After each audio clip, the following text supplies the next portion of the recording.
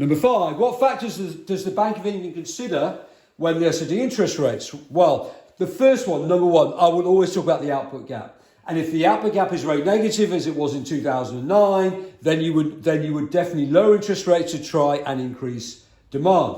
Okay, there might be what we call a Keynesian liquidity trap, and interest rates may not have any effect, but overall, hopefully, it will lead to a rise in demand via the transmission mechanism.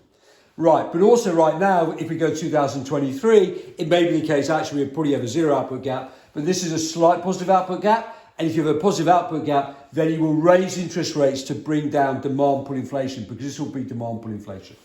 Okay, we also want to look at the natural rate of unemployment. And right now the unemployment rate is 3.7%. The Bank of England used to think the natural rate of unemployment was about 5%.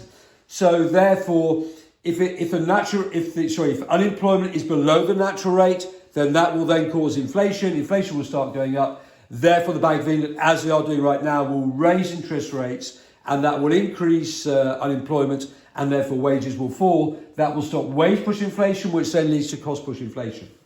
House prices. Okay, if house prices are really, really shooting up, number 1, you may get an asset price bubble, and at some stage they may come down and crash. So right now, with raising interest rates, in a way what they're trying to do is they're trying to dampen the housing market.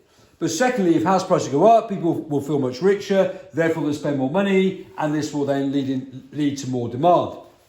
Also, another thing they have to take into account in the UK, there's an enormous amount of personal debt. So there's 400% of GDP is made up of personal debt, 100% of GDP is made up of national debt. So there's a lot of debt hanging around. If you raise interest rates, then people have to pay more back on their debt, and that could then create an even bigger crisis for the economy.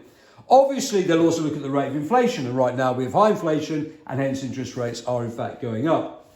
And lastly, they'll look at business confidence. If business confidence is really low, then they may decide to lower interest rates. They'll also look at unemployment and various other factors, but these are the big ones. I would definitely have a paragraph about the output gap and also about the natural rate of unemployment, because you know those two quite well, and maybe another paragraph with the rest of these in here. Okay, the factors considered by the Bank of England when setting interest rates.